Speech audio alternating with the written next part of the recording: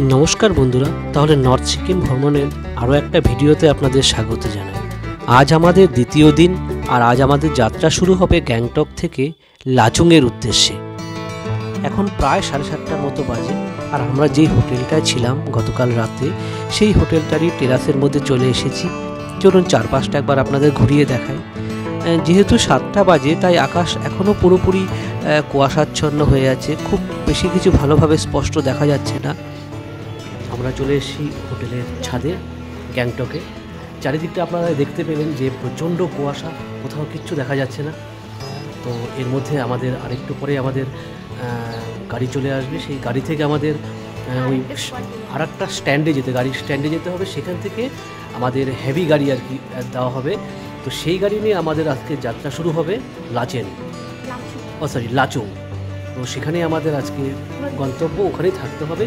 এবং লাচুং থেকে পরের দিন হচ্ছে আমাদের আরেক জায়গায় যেতে হবে। তো আমার মনে হয় এই জায়গাটা এখানেই থাক, পরবর্তীতে আপনাদের দেখাতে থাকবো। আপনারা আমাদের সাথে থাকুন, আর কেমন লাগে অবশ্যই আপনারা কমেন্টে জানাবেন। তো রাখছি এই মুহূর্তে। আমরা এখন কোন স্ট্যান্ডে যাচ্ছি? বলো কোন স্ট্যান্ডে? বাজরা। আচ্ছা, ঠিক আছে। তো সেখান থেকে আমাদের আজকে লাচুং যাওয়ার গাড়ি, সেখানে ধরতে হবে। আমরা লোকাল ট্যাক্সি ধরে নিয়েছি, সেটা 200 টাকা নিচ্ছে আমাদের সেই স্ট্যান্ডে নামিয়ে দেবে। আমাদের বড় গাড়ি নর্থ সিকিমের জন্য আমাদের নিয়ে যাবে। হোটেল থেকে স্ট্যান্ডের দিকে যাচ্ছি আস্তে আস্তে। 2 কিলোমিটার রাস্তা, বেশি না, মোটামুটি স্ট্যান্ডার্ড প্রাইস 200 টাকাই নেয় লোকাল ট্যাক্সি।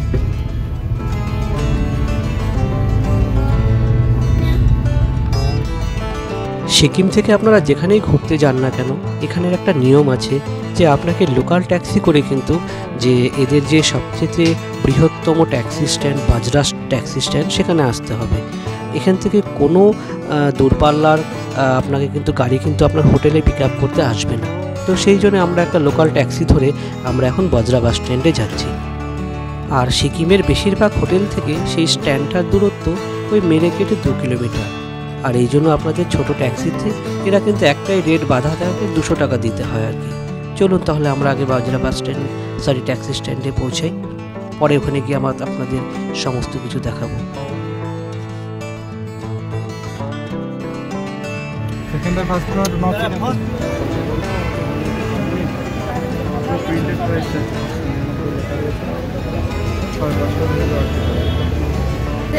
আমরা বাজরা বাস স্ট্যান্ডে চলে এসেছি।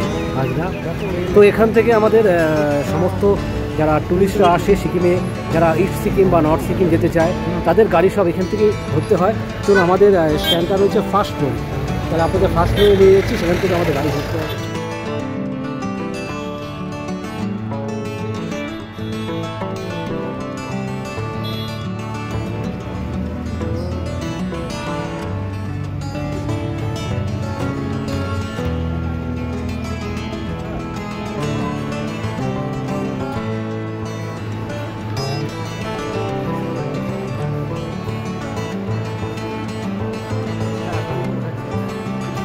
ये है हमारा गाड़ी नॉर्थ सिकिम जाना है।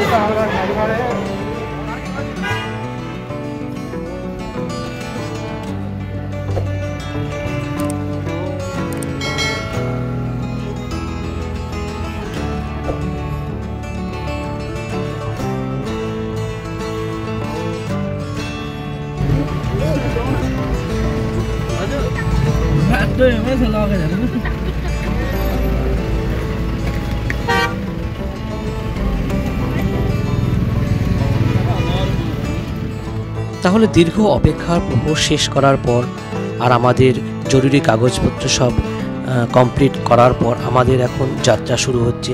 এখন প্রায় 11:15টার মতো বাজে। আমাদের এখন জার্নি করতে হবে প্রায় 6 থেকে 7 ঘন্টার মতন। তো চলুন তাহলে আপনাদেরকে এই গ্যাংটক থেকে লাচুং যাওয়ার সম্পূর্ণ যাত্রাপথ আপনাদেরকে দেখাবো আজ।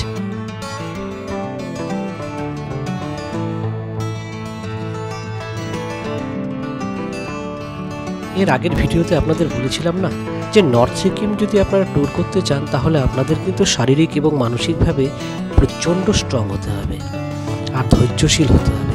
কারণ এই যে আমাদের যাত্রা শুরু হলো না, আমাদের কিন্তু প্রায় 6-7 ঘন্টা, বুঝতেই পারেন এই একটা গাড়ির মধ্যে হ্যাঁ এতক্ষণ ধরে বসে থাকা মানে কতটা কষ্টকর।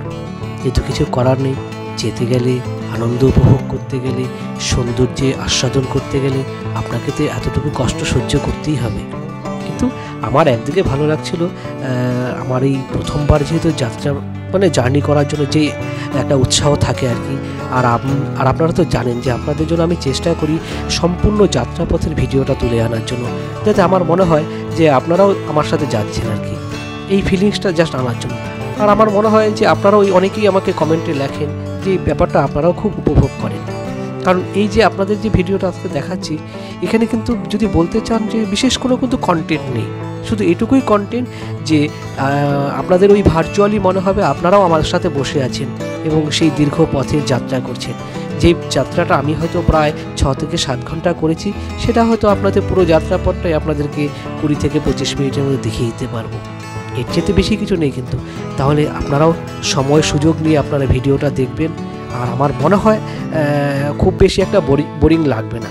কারণ এই পাহাড়ি পথ, আঁকাবাঁকা পথ, এই পাকদণ্ডী বেয়ে আমাদের গাড়ি কখনো উপরে উঠবে, কখনো নামবে, কখনো জল, ঝর্ণা, চারিদিকে সবুজের সমাহার, তার মধ্যে দিয়ে যখন আমাদের এই গাড়ি ছুটবে, এক অসম্ভব দৃশ্য আপনারা কিন্তু উপভোগ করতে পারবেন। আর যাকে ঠিক আছে, চলুন আমাদের এই যাত্রাটা কেমন লাগে সেটা কিন্তু আপনাদের কমেন্টে কিন্তু অবশ্যই জানাতে হবে। কারণ অনেকেই কিন্তু আমি দেখেছি আপনারা ভিডিও দেখেন কিন্তু কিছুই বলেন না। দেখুন, দীর্ঘ সময় আমাকে হাতটাকে টান করে ধরে রাখতে হয়েছে এই জার্নি ভিডিওটা করার জন্য। আমি যখন ভিডিওটা করা শেষ করলাম, আমার দুটো হাত যেন নামাতে পারছিলাম না, ঠিক এতটাই ব্যথা হয়ে যাচ্ছিল। আর দেখুন না, আমরা এখন যে রাস্তাটা দিয়ে যাচ্ছি আপনারা লক্ষ্য করুন যে আমরা কিন্তু শুধু নিচের দিকেই নামছে আমাদের গাড়িটা। কারণ আমি ড্রাইভারের সাথে কথা বলে শুনলাম যে আমাদের এখন নিচে নামতে হচ্ছে এই জন্য, কারণ এই পাহাড় থেকে নেমে আমাদের পাশের আরেকটা পাহাড়ে যেতে হবে। তো সেই জন্য গাড়িটা প্রথম দিকে নিচে নেমে তারপরে ওই পাহাড়ে আবার উপরে ওঠা শুরু করে। আমরা যারা পাহাড়ে ঘুরতে আসি, সেই পাহাড়ে ঘুরতে আসাটা অনেকটা নেশার মতো হয়ে যায়। আপনি আপনার লক্ষ্য করে দেখুন, আপনি 6 মাস আপনি একঘেয়ে জীবনযাপন করতে থাকুন, তখন বারবার করে আপনার মনকে শুধু পাহাড় ডাকবে, আয় আয় চলে আয়।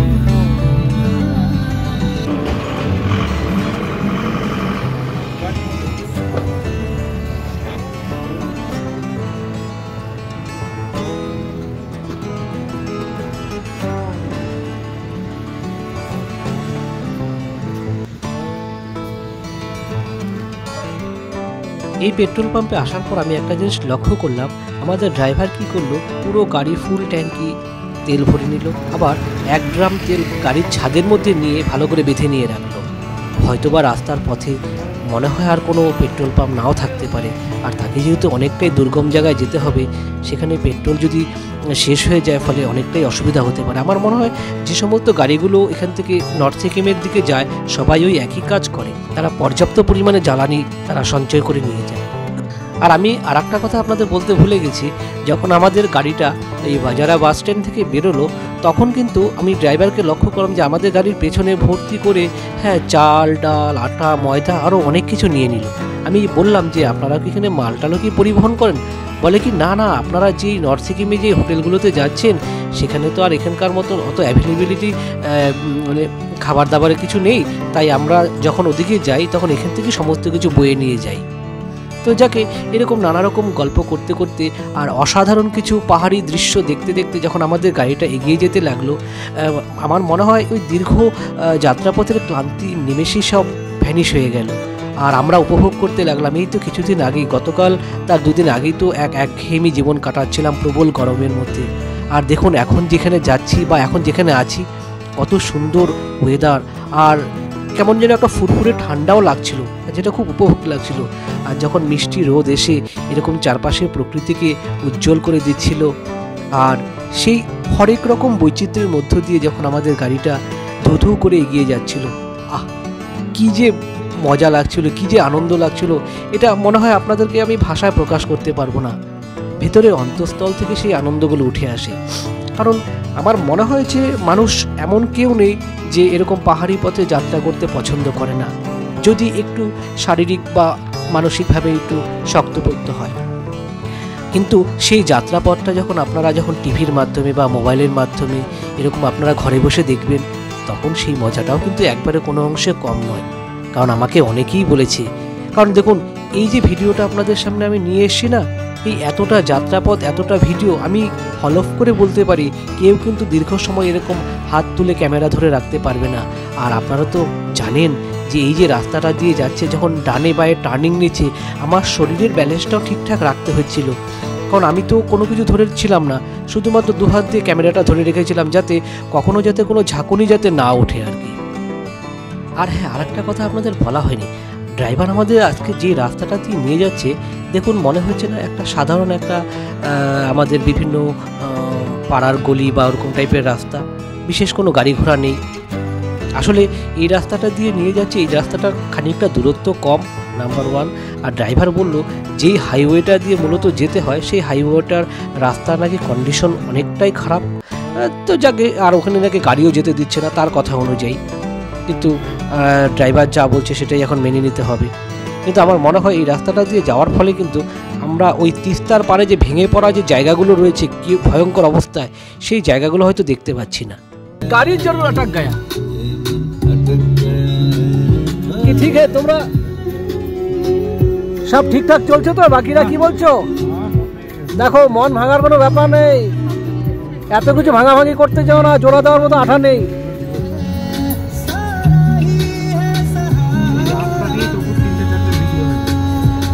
দেখো মোটামুটি তোমার অভিজ্ঞতা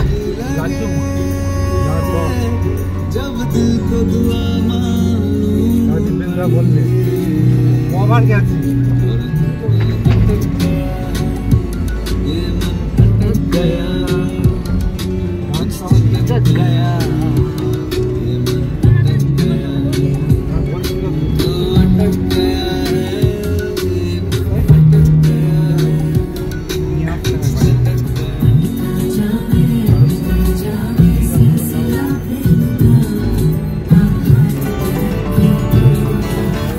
আমি এখানে আরও একটা কথা বলতে চাই যে আমরা আমাদের ড্রাইভার দাদাকে দেখছিলাম গানের তালে তালে গাড়ি চালাতে। এখানে মনে সব ড্রাইভাররাই এরকমই করে, কখনো বিভিন্ন রকম হিন্দি গান, কখনো নেপালি গান, কখনো কোন ভাষায় গান চলছে আমরা নিজেরাই বুঝতে পারছি না, কিন্তু গানের যে সুর তাল আমাদের দারুণ লাগছিল। আমরাও এই গানের তালে তালে দুলতে দুলতে পাহাড়ি রাস্তা দিয়ে কখনো ঝাঁকুনি খেতে খেতে, কখনো স্পিডে, কখনো আস্তে আস্তে ধীরে ধীরে আমাদের গন্তব্যের দিকে পৌঁছে যাচ্ছিলাম। আর আপনারাই বলুন, এত সুন্দর ঝলমলে পাহাড়ি পরিবেশ, পাহাড়ি রাস্তার সাথে তার মানানসই গান না থাকলে জার্নিটা আপনাদের কেমন হতো? আর এই নর্থ সিকিম বেড়াতে আসতে গেলে আপনাদের বেশিরভাগ সময়টা গাড়িতেই কাটাতে হবে, কারণ এখানে পাহাড়গুলোর মধ্যে ডিস্টেন্স অনেকটা বেশি। এই যেমন আমরা এখন যাচ্ছি লাচুং, এই গ্যাংটক থেকে লাচুংয়ের যে পাহাড়টা সেটা প্রায় 6-7 ঘন্টার রাস্তা।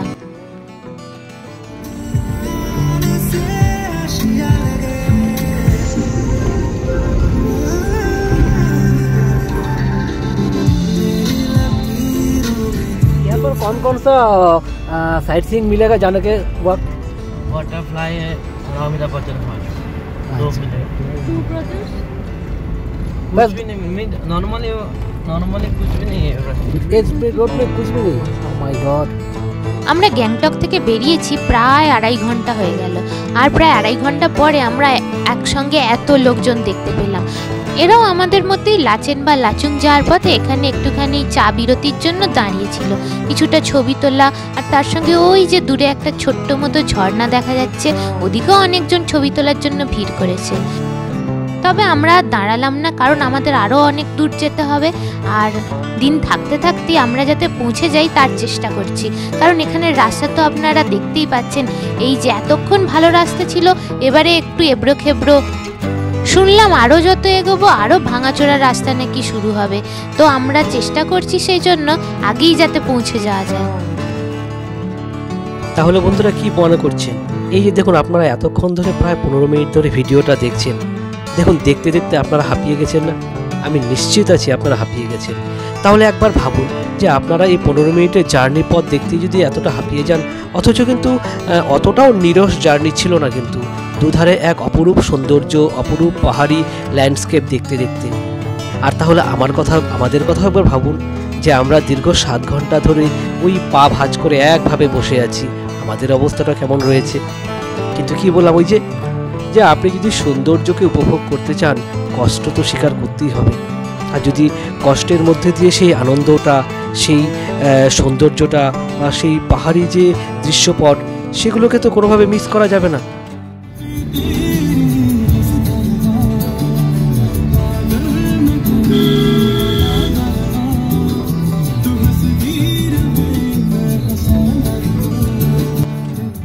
আর দেখুন, আপনারা শুধু এই কথা বলছেন যে দেখতে দেখতে হাঁপিয়ে গেছেন। দেখুন, একবারের জন্য কিন্তু আমি কিন্তু এই যে স্ক্রিনের সামনে 2 হাত ধরে ক্যামেরাটা ধরে রেখেছি, আমি কিন্তু নামাইনি কিন্তু, যাতে আপনারা পুরো যাত্রাপথটাকে খুব ভালোভাবে মসৃণভাবে উপভোগ করতে পারেন। হতে পারে সের মধ্যে চড়াই উতরাই, হতে পারে সেই বারবার করে ডানে বায়ে পাক খাওয়া রাস্তা, কিন্তু আমি আমার শরীরের ব্যালেন্স, বললাম না যে যতটাই আমার খারাপ হোক না কেন, আমি আপনাদের ভিডিওকে কখনোই কোয়ালিটি নষ্ট করতে দেবো না, যাতে আপনারা এই অপরূপ সৌন্দর্যটা যাতে আপনারা ঘরে বসে খুব ভালোভাবে উপভোগ করতে পারেন।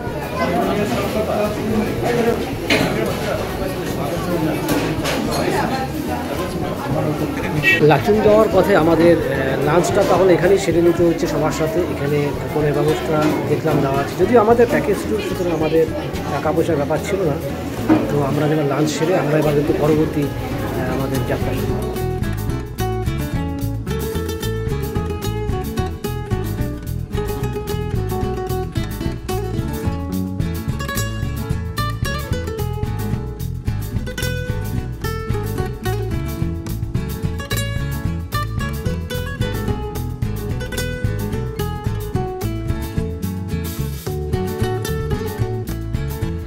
তারপর দীর্ঘ জার্নির শেষে যখন মাঝপথে একটু ব্রেক দেওয়া হয় আর দুপুরের লাঞ্চ করা হয়, তখন মনে হয় শরীরটা, মনটা, চোখটা কিছুটা হলেও হয়তো আরাম পায়। আর তারপর যদি যাওয়ার পথে এমন অপরূপ দৃশ্য, আর হ্যাঁ, এখানে আমরা চলে এসেছি গেট পাস করার জন্য, কারণ সেই পারমিট না দেখালে আমাদের এখানে এন্ট্রি দেবে না। তো এখন আমাদের আরও এক পথ চলা শুরু হচ্ছে আর কি। তো এখন আমরা সোজা চলে যাব চুংথাং ড্যাম। অর্থাৎ চুংথাং ড্যামের কথা আপনারা হয়তো জানেন যে 2023 সালে যে ভয়াবহ তিস্তায় বিপর্যয় হয়েছিল, সেখানে কিন্তু আমাদের এই তিস্তা ব্যারেজের উপরে একটা ড্যাম ছিল, সেটা কিন্তু ভীষণভাবে ক্ষতিগ্রস্ত হয় আর ওটা পুরোপুরি ভেঙে যায়। তো সেই দৃশ্যগুলিও আপনাদের সামনে দেখানোর হয়তো বা একটু হলেও সুযোগ পাবো। চলুন তাহলে আমরাও একটু এগিয়ে যাই। এখানে কেন ভিড় লেগেছে এটাও একবার জেনে নেওয়ার চেষ্টা করি। তো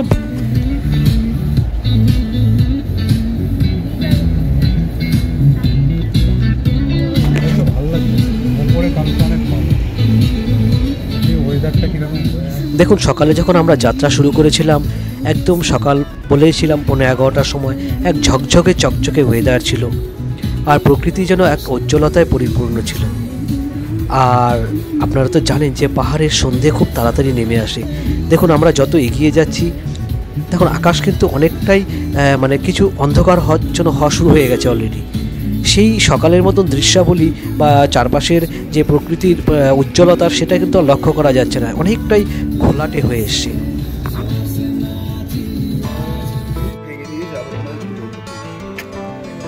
মনে হচ্ছে সারাদিন ধরে গাড়িতে বসে আছি, আর যে ভয়ঙ্কর রাস্তা, এই নিয়ে তো কোনো কথাই নেই। তো এই রাস্তা দিয়ে যেতে যেতে মনে হচ্ছে যে সত্যি কোথায় জার্নি করছি। ভয়ঙ্কর ব্যাপারটা অস্বীকার করার উপায় নেই, কিন্তু কোনো কিছু সৌন্দর্য জিনিস দেখতে গেলে ভয়ঙ্কর জায়গা পার করতেই হয়, ভয়ঙ্কর জায়গাতে গিয়ে দেখতে হয়। পুরোটাই অফরোডিং।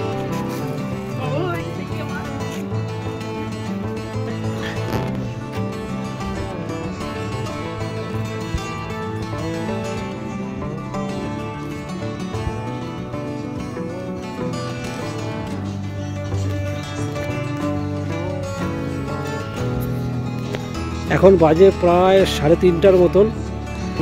আমরা একটা চায়ের ব্রেক নিয়েছি এখানে, কারণ সারাদিন ধরে গাড়িতে থাকতে থাকতে আপনারা দেখতেই পাচ্ছেন কি বিধ্বস্ত চেহারা। কিছু করার নেই, একটু চায়ের ব্রেক নিয়ে ড্রাইভারকেও একটু ফ্রেশ হওয়ার সুযোগ হতে দিয়ে আমরা আবার প্রায় 40 কিলোমিটারের মতো পথ এখনও বাকি আছে, সেই পথ রওনা দিব। তো আপনাদের বসার জায়গাটা আবার দেখে নিন, কত সুন্দর ব্যবস্থা রয়েছে এখানে।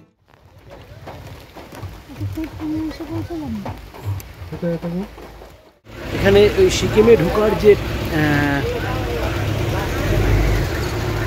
এন্ট্রি পয়েন্ট গুরুদংমা যাওয়ার জন্য নর্থ সিকিমে, সেই জায়গাটা এখানে দেখুন কি পরিমাণে গাড়ি লাইন লেগেছে। আর এদিকে বৃষ্টি, আর 4টার পরে এখানে যাওয়ার এন্ট্রি মানে ওই পারমিশন মেলে আর কি। কিন্তু তার আগে আমাদের ড্রাইভার চলে গেছে ওখানে গিয়ে দেখাতে পারমিটের কাগজ দেখিয়ে। সেটা অলরেডি আমি গাড়ির থেকে দেখিয়ে দিয়েছি যে সব ফেলে দিতে হবে, কারণ সেই সমস্ত সিঙ্গেল ইউজ বোতল নিয়ে এখানে কোনো এন্ট্রি করতে দেয় না।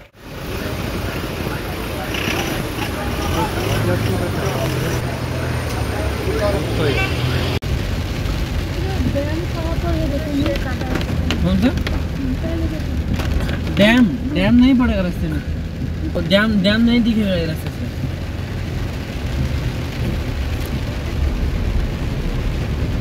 এই দেখুন একটু আগে আপনাদের বলছিলাম না চুংথাম ড্যাম বিপর্যয়ের কথা, এই সেই ড্যামটা যেটা 2023 সালের ভয়াবহ তিস্তার বিপর্যয়ে পুরোপুরি ভেঙে যায়। ওই যে ওই দূরে দেখুন একটা বোল্ডার, বড় বোল্ডার এসে একদম ড্যামের মধ্যে গিয়ে আটকে আছে আর কি। তো এরকম অসংখ্য পাথর এসে এই ড্যামের মধ্যে বাড়ি খেয়ে পুরো ড্যামটাকে একদম ধুইয়ে নিয়ে চলে যায় এখান থেকে আর কি।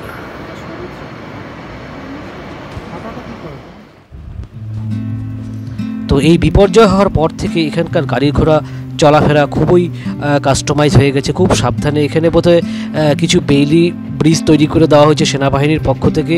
তো সেগুলি মূলত ব্যবহার করা হচ্ছে এই সিকিমের যোগাযোগের মূলত অন্যতম মাধ্যম হিসাবে।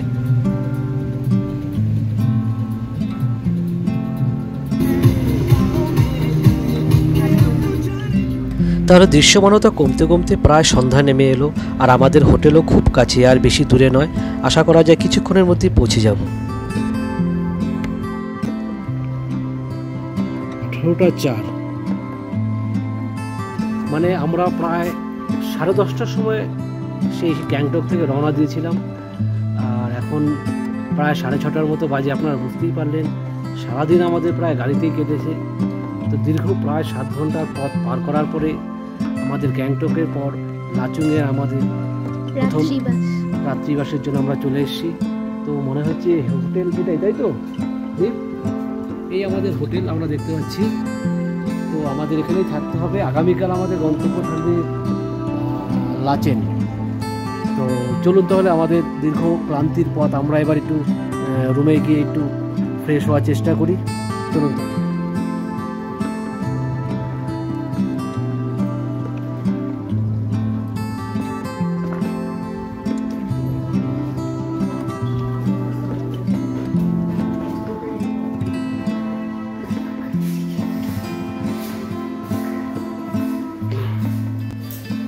রিসেপশনে একটু রেস্ট নিয়ে নিই, কিন্তু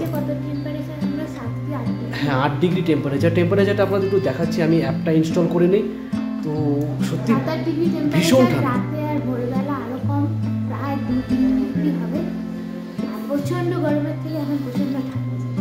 তো দেখা যাক আমরা আমাদের শরীর কতটুকু নিতে পারে। কিন্তু নর্থ সিকিমের মজা কিন্তু এখানেই যে আমরা সত্যি কথা বলতে গেলে এই যে চিল্ড ঠান্ডা ওয়েদারটার সাথে আমরা যদি স্নোফল দেখা যায়, কুয়াশা, বৃষ্টি, এক অদ্ভুত পরিবেশ, সেটার মজাটাই আমরা নিতে এখানে এসেছি। কিন্তু চলুন তাহলে আমাদের লাগেজ নিয়ে আসুক, আমরা আমাদের রুমটা কেমন দিয়েছে সেটাও আপনাদের একবার দেখাই।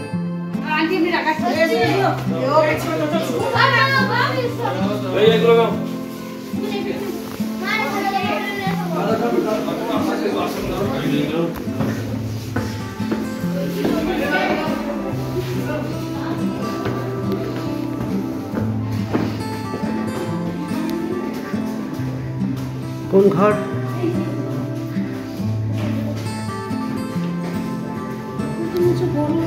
বেশ ঘর এটা ঠিক আছে। এখানে দেখা যাচ্ছে 3 বেডরুম, 2টো বেড এখানে রয়েছে এক্সট্রা এখানে, আর বেশ ব্যবস্থাপনা বেশ ভালোই আছে। বাথরুমটা একবার দেখিয়ে দিই।